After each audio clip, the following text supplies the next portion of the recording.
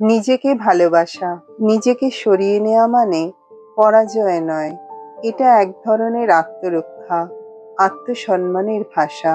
একটা সময় ছিল যখন কাছের মানুষজনকে ধরে রাখার জন্য প্রাণপণে লড়ে গেছি।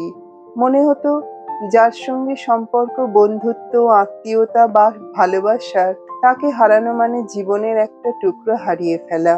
তাই চুপ করে সহ্য করতাম, গুরুত্ব না পেলেও পাশে থাকতাম, বুঝেও না বোঝার ভান করতাম। ভাবতাম হয়তো একদিন বুঝবে আমার দেওয়া সময়, ভালোবাসা, উপস্থিতির মূল্য। কিন্তু সময় শিখিয়েছে, কেউ যদি তোমাকে সত্যিই চায়, তোমাকে ধরে রাখার চেষ্টা করে। যেখানে তুমি অনুপস্থিত হলেও কারো কিছু যায় আসে না, সেখানে তোমার উপস্থিতিরও আর কোনো অর্থ থাকে না। আমি আজকাল বুঝি, চুপচাপ চলে আসাটাও এক ধরনের আত্মরক্ষা। সবসময় যুদ্ধ করে টিকে থাকতে হয় না। অনেক সময় নিজেকে সরিয়ে নেওয়াটাই সবচেয়ে সাহসী সিদ্ধান্ত হয়ে দাঁড়ায়।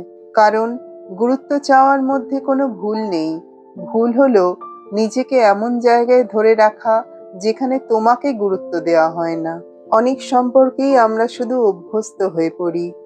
তাদের সঙ্গে মনের বন্ধন নয়, শুধুমাত্র অভ্যাসের শিকল। তারা ভুলে যায় তুমি কতটা সময় দিয়েছো, কতবার নিজেকে পিছনে রেখে তাদের গুরুত্ব দিয়েছো।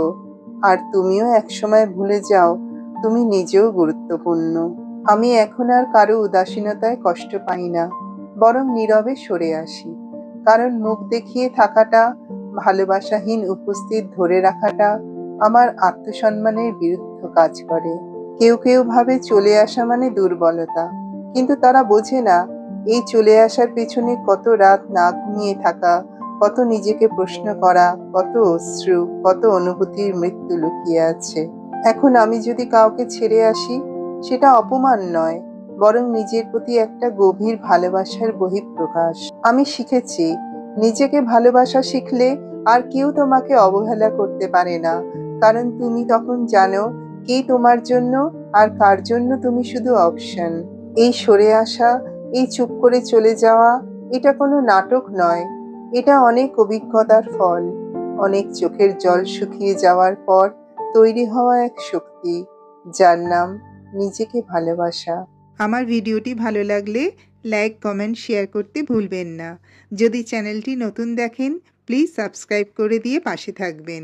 ধন্যবাদ।